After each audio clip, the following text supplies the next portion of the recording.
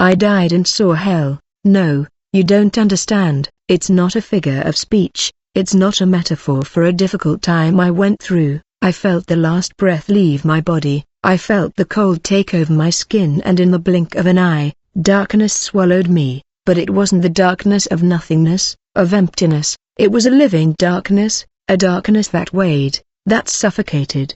The smell, my God, the smell was the first thing that torched my soul. It was a smell of sulfur, of burning flesh, of rot, but mixed with something worse. The smell of absolute despair, of dried tears from millions of years.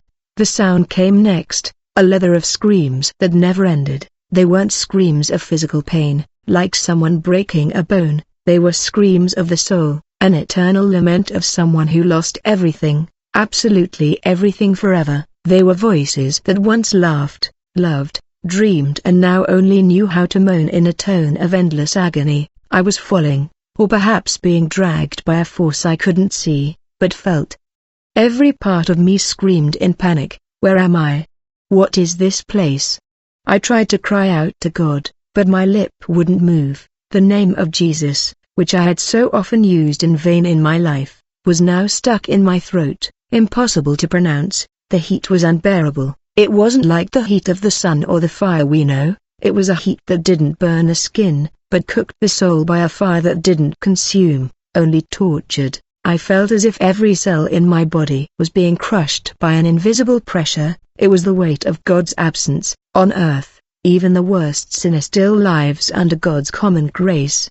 He feels the sun, their rain, the air, but there was nothing, only complete absence, total abandonment. It was a loneliness that hurt more than anything, being surrounded by millions of souls screaming and yet feeling like the most alone creature. I began to see shapes in the darkness, writhing figures. They weren't demons with horns and tridents like they depict in paintings. They were worse. They were beings of pure evil, whose eyes shone with a hatred I could never describe. They laughed. Their laughter was the sound of hope. They reveled in the sofa. It was the air they breathed. I was dragged into a sort of immense valley, and what I saw there froze what remained of my sanity. There were cells not made of iron, but of a dark material, like obsidian glass. Inside each cell, a soul, and they all did the same thing. They stared straight ahead, their eyes wide with horror, while tears of a substance that looked like blood and tar streamed down their faces.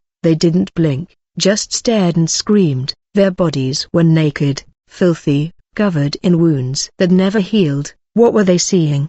I couldn't see the images, but I saw the reflection of the torment on their faces. It was a pain that went beyond the physical. It was mental torture, an eternal shame. A demon, a tall, slender creature made of shadows and smoke, passed near me. He didn't look at me, but I heard his voice inside my head, a voice cold and sharp as metal. They look at the fruit of their own desire. They reap the eternity they sowed with their eyes. I felt a chill run down my spiritual spine. Eyes, desire. I began to enter something I knew all too well. The images those souls were forced to watch eternally were the echo of the filthy pleasures they sought in Unao. He stopped in front of one of the cells. Inside it, a man who in life must have been strong. Now he was a wreck. He cowered in the corner, trying to gouge out his own eyes, but his hands were crossing his face like smoke. He was doomed to. The dark creature whispered in my mind not to eat sick. He just wanted one more look. Now he has all eternity to look at. My heart, or whatever the center of my being was in that place, stopped. A wave of icy panic washed over me, a realization so terrible it made all the fire around me seem cold. I knew what sin it was. I knew that prison. I lived in it for years, in the silence of my room, on my cell phone screen, thinking no one saw, that it was a harmless sin. And it was then that I understood, those souls weren't there by chance. They were trapped by the same images I devoured every night, the pornography that fed my soul with garbage and drove me away from home. This wasn't just a place in the world, it was my destiny. The shadow creature then slowly turned to me, and for the first time, it saw me. A smile split its misshapen face, a smile that said, "Welcome home." The scream I wanted to let out was caught. A lump of pure dread in my spiritual throat. Was that place of endless agony, of weeping and gnashing of teeth. My home? No, my brain, or what was left of it, denied it with all its might. I was a Christian. I went to church every Sunday, I tithed, I raised my hands during worship and even wept, feeling an emotion I mistook for the presence of God. How could I be there? The shadow creature laughed again, and the sound seemed to come from within my very bones. Your mouth sang to him, but your eyes served. Who do you think your heart truly belonged to?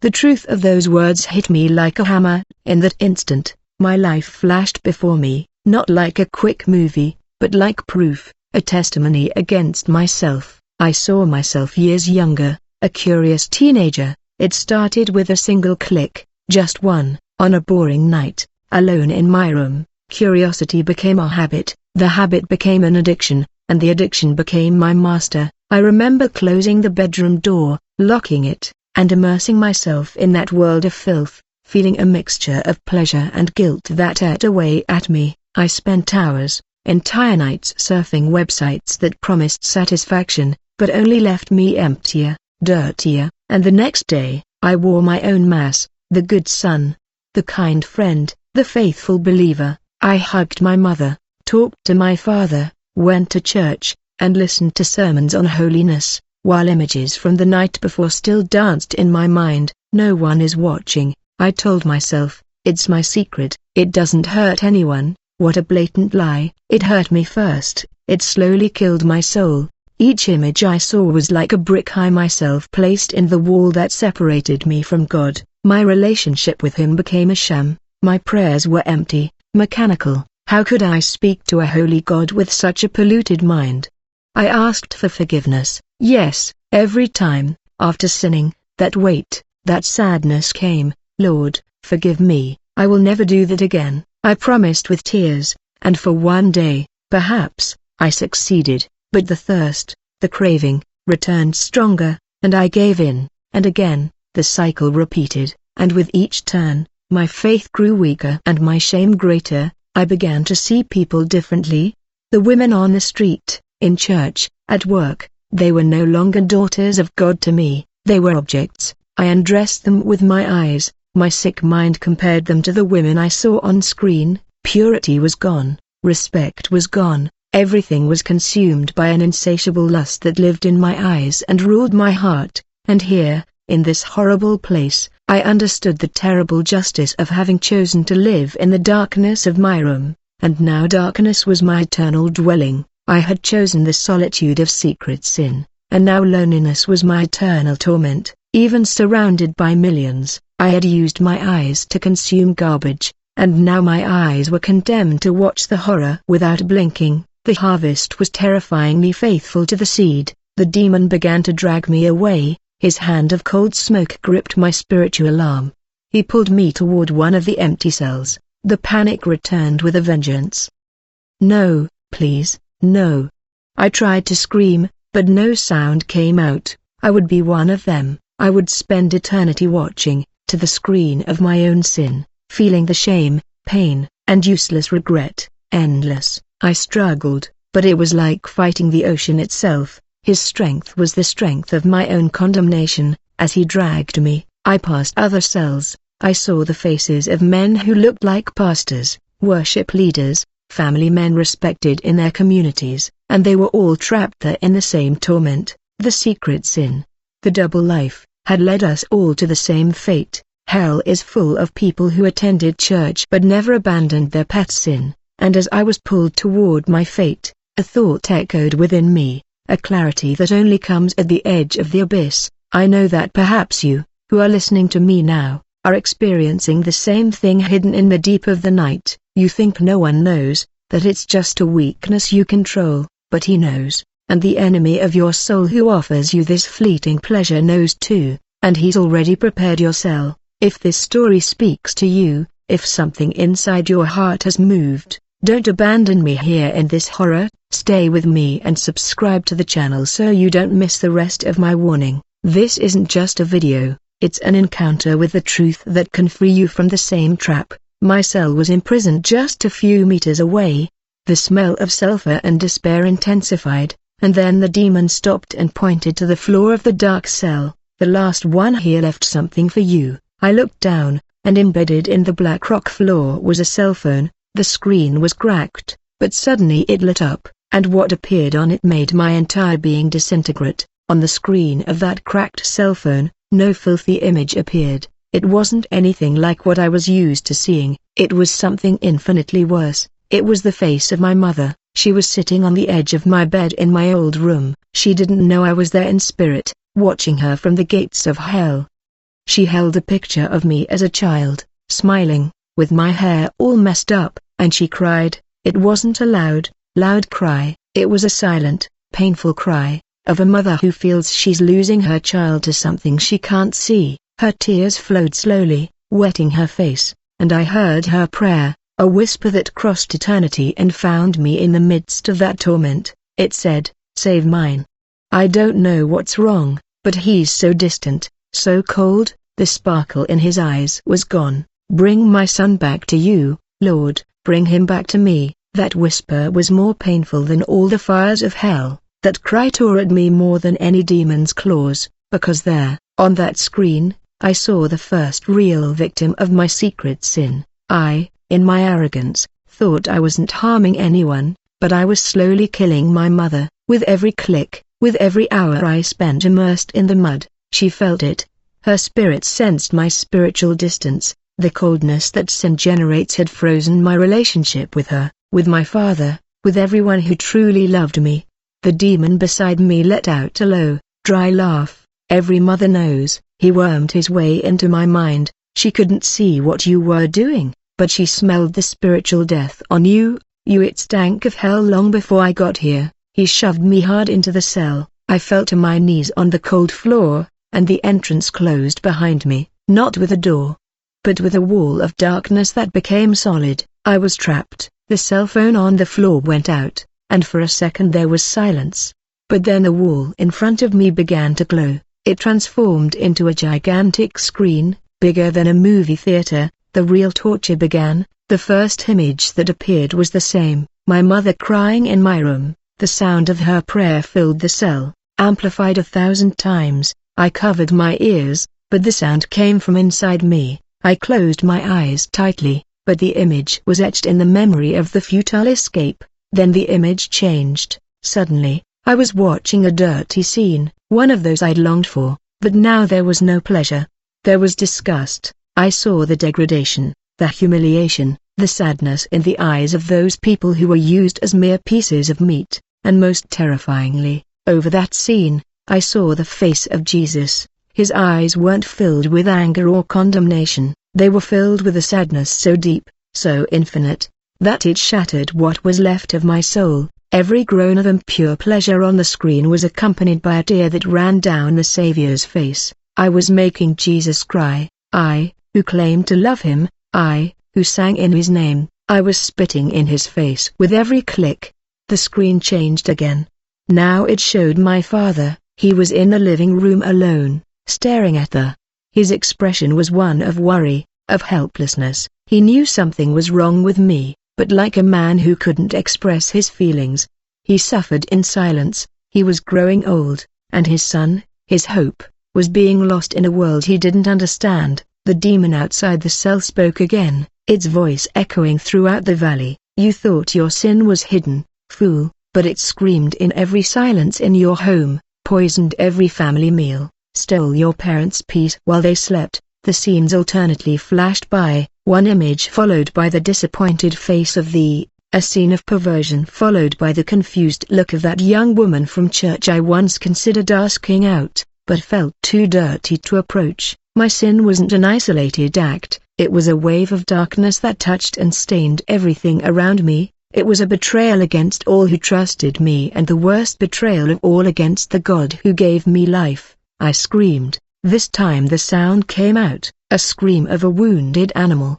a howl of pure agony and remorse. "Stop, please, stop," I screamed at the screen, but the screen wouldn't stop.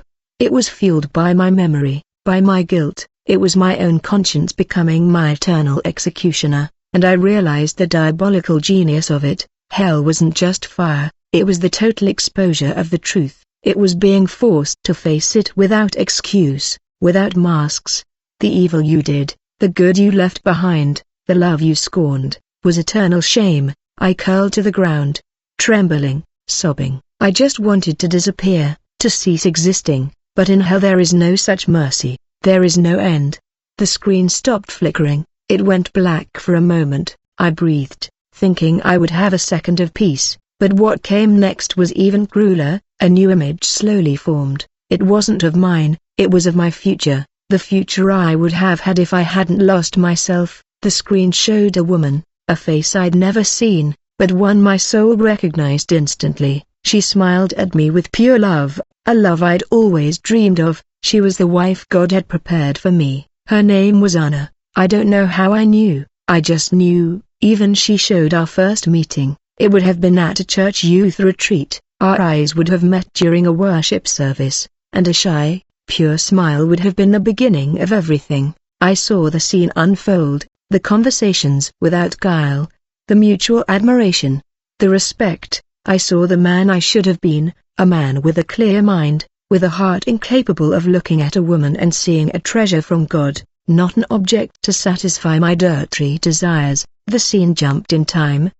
We were before the altar. She wore a simple white dress, but radiant like me beside her, with a look of love and devotion I never had for anyone in the world. I heard the vows I never made, in joy and in sorrow, in health and in sickness, until death do us part, and I cried there in my filthy cell, because death had already separated us before we even met, the spiritual death I chose. The demon outside laughed, his voice was like broken glass in my mind. She asked God for a real man, a priest, for her home. You were too busy bowing down to other gods on your computer screen. You disqualified yourself, worm. The images continued mercilessly. I saw our home, a simple place, but full of peace. I saw us praying together before bed, holding hands, a true, holy intimacy, which I exchanged for the false, empty intimacy of shadows and pixels. And then the children came. First, a boy. He had my eyes, but his mother's smile. I saw the scene of his birth. I saw myself holding that baby in my arms, crying with such overwhelming joy that it made everything else in the world seem like nothing. I saw the love, the responsibility, the purpose that God had for me, being a father, being a leader, being an example. I saw myself teaching my son to pray.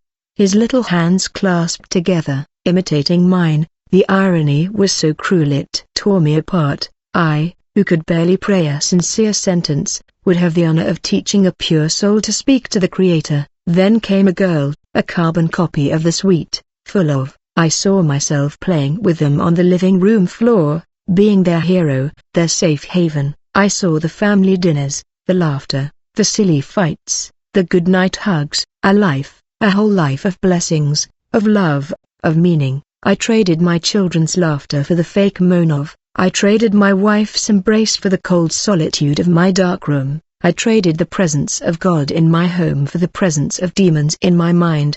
The price of my secret sin was not just my soul, it was the life of a family that never existed. I killed them all. I killed Anna. I killed my son. I killed my own. They were God's plan for me, and I aborted that plan with every click. I fell face down on the cell floor, pounding my fists against the cold rock, screaming, sobbing. The inhuman sound of a heart ripped out and crushed. The pain of loss was 1,000 times worse than fire. Fire burned the being, but this annihilated the soul. I didn't just lose heaven, I lost the life that was heaven on earth for me. Why? I screamed at a screen, at darkness, at nothing. Why show me this? The devil's voice answers, cold and precise as a scalpel blade, so that you understand, sin doesn't just steal your future in heaven, it steals your present on earth. We don't just offer fleeting pleasure, we offer an exchange. You give us your family, your peace, your purpose, and we give you an image that fades in seconds, and you accepted the trade-off every day.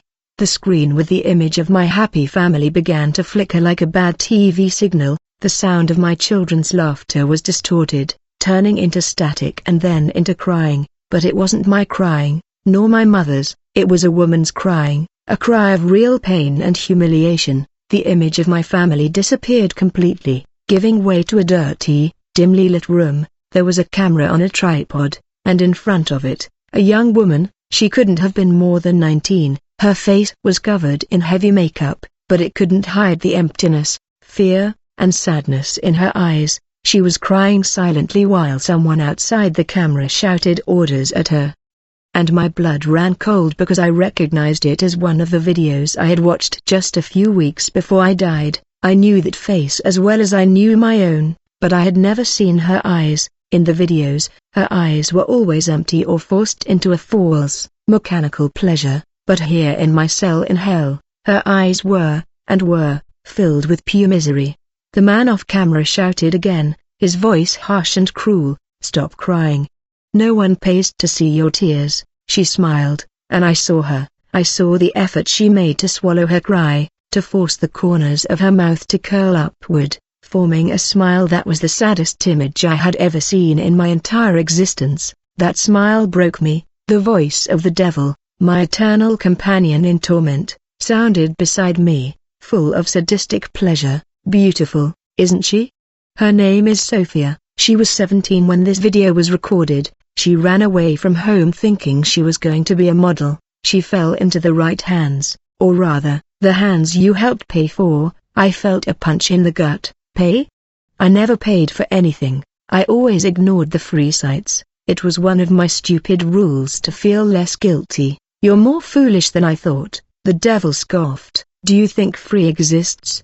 Every click of yours, every second you spent on the site generated advertising revenue. You were the product. Your attention, your lust, was the currency, and with that currency, they bought Sophia's soul." The scene before me became three-dimensional. Suddenly, I wasn't in the cell anymore. I was in the room with her. I could smell cigarettes and cheap perfume in the air. I could see the dust on the old furniture, and I was inside her head. I could hear her thoughts. "God, please get me out of here. Just today, I'll do anything. I just want my mother." Her thought was a desperate prayer, identical to my own mother's. But lost in the walls of that captivity, I felt the lump in her throat, felt her stomach churn with fear, felt shame burn her skin like acid. I felt the disgust she felt for herself and the disgust she felt for the men who would watch her, men like me. She wasn't an object, she was a frightened girl, a child of God who was lost in hell on earth. A hell I helped build and finance with my secret filth. I was an accomplice. Every time I locked myself in my room to consume that garbage, I was, in effect, holding the door of that prison shut so she couldn't escape.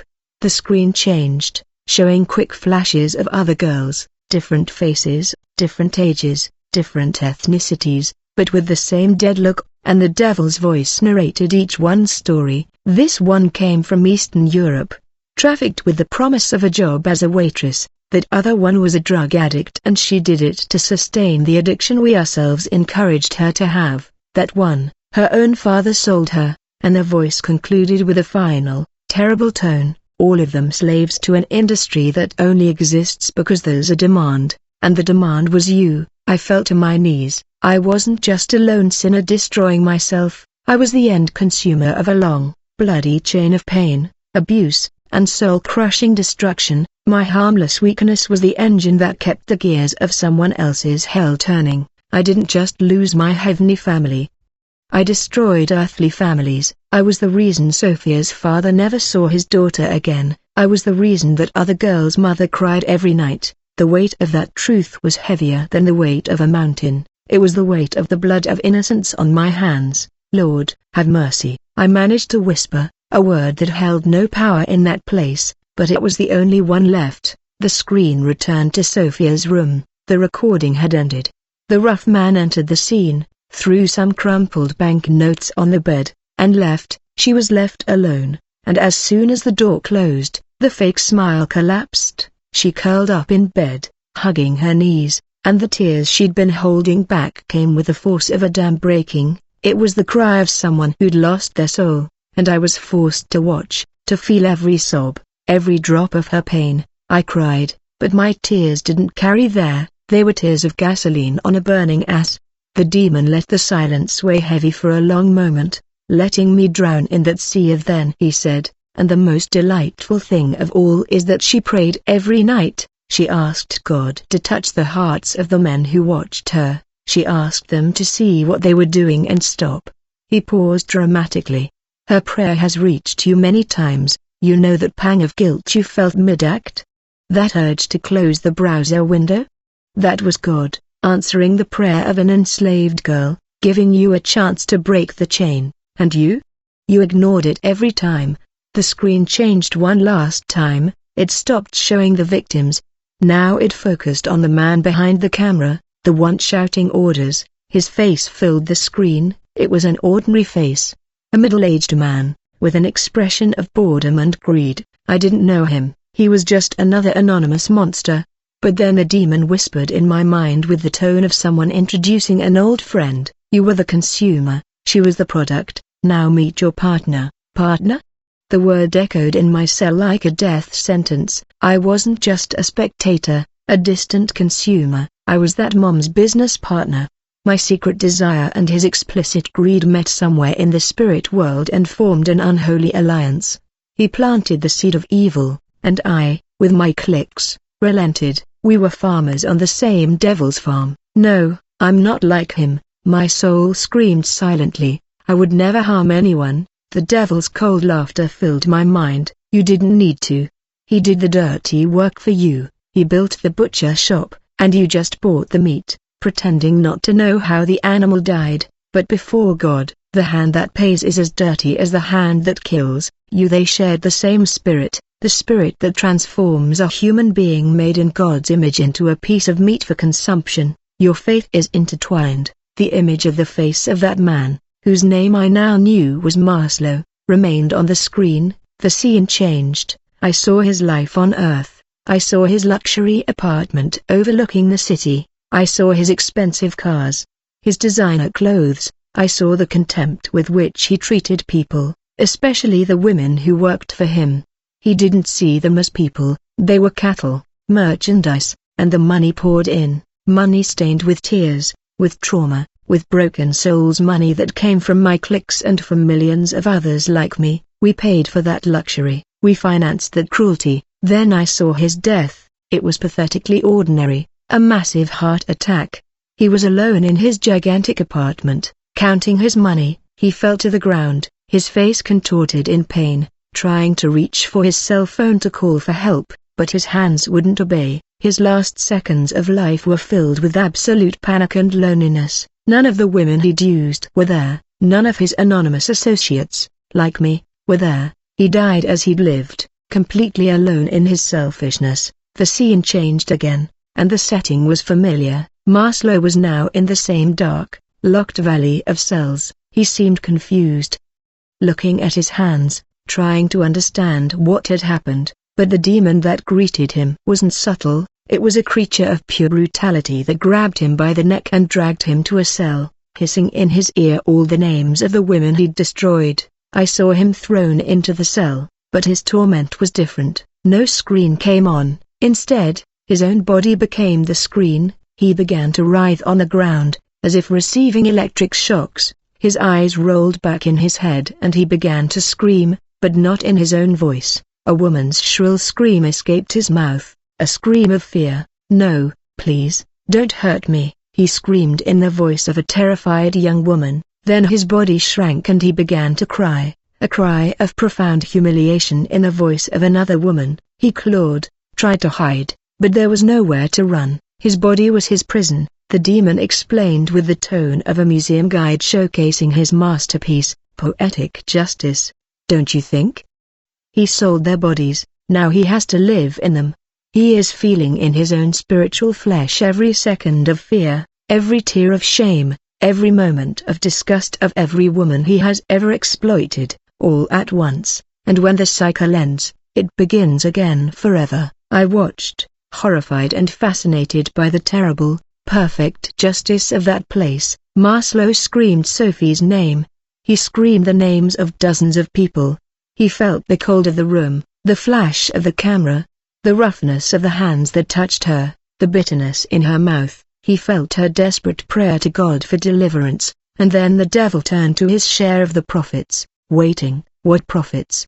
I stammered the experience. He answers, and suddenly a spark of Maslow's torment leapt from his cell and struck me. It was only for a second, but in that second I felt it. I felt Sophie's fear. I felt the rough hand of a stranger on my arm. I felt the flash of the camera like an assault. I felt the emptiness, the despair, the desire to die. It was the most real and concentrated pain I've ever experienced. 1 second was enough to nearly disintegrate me. Maslow felt it relentlessly. I screamed and fell backward, dragging myself to the farthest corner of my cell. That second of forced empathy was worse than hours of fire. That's what the demon said, savoring my terror. It's the true price of your pleasure, this pain. Now you know what you were buying in the darkness of your room. I trembled uncontrollably. The echo of that feeling still vibrated within me. I finally understood. I was no different from Maslow. I was just the other end of the spear.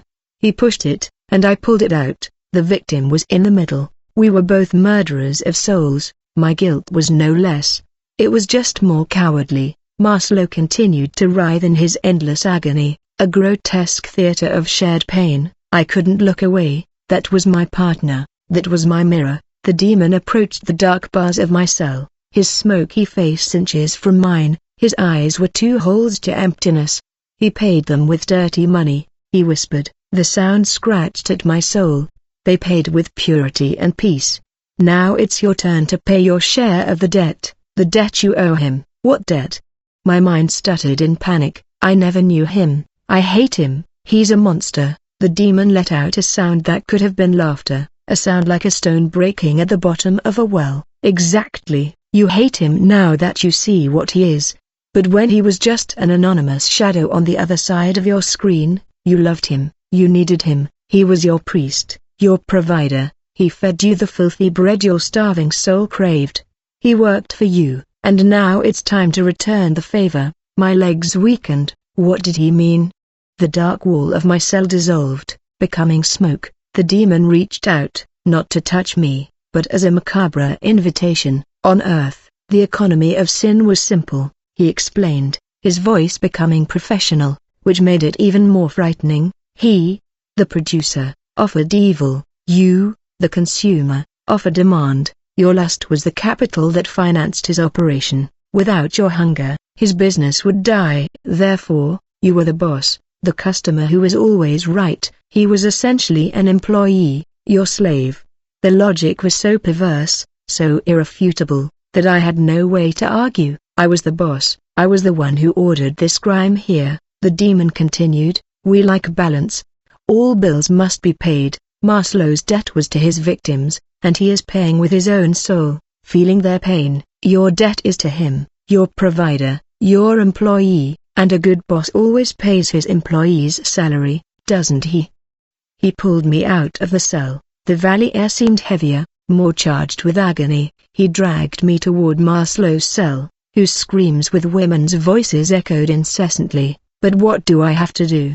I asked, my voice trembling. Pay him, of course, but we don't use money here. The currency of this kingdom is pain. You will repay him with torment, the torment he helped you sow. In there, we stopped in front of Maslow's cell. I could see him writhing inside, reliving the horror of his victims. Suddenly, he stopped screaming. His head slowly turned toward me. His eyes, that had been twisted before, now focused on me, and for the first time, he spoke with his own voice. A voice hoarse, filled with unimaginable pain. You, he gasped, I know you, I felt your desire, it was one of the strongest, one of the most profitable. He recognized me, not my face, he recognized my lust. In that spiritual world, my sin had a signature, an identity, and he, like a good salesman, knew his best customers. The demon pushed me toward the cell entrance. His payment is late, the creature said. He feels the pain of his victims, but the torment is only complete when it comes from the hands of his true master. Not you. I won't do this. I screamed, digging my heels into the ground. I won't hurt anyone. I'm not him. Oh, but you will, the demon said, his voice becoming hard as steel, because your will no longer exists here. You handed it over piece by piece. Every time you chose sin over God, now you obey." Or maybe he didn't finish the sentence, just stared into an abyss even deeper in the valley, from which emanated a kind of horror and darkness that made everything else seem like a kindergarten. I understood, there were worse things than that, and I would do anything not to discover them. With a final shove, he threw me into the cell. The floor was sticky, the smell of fear palpable. Maslow was huddled in the corner, watching me with a mixture of terror and anticipation. He knew what was coming. He knew my role there.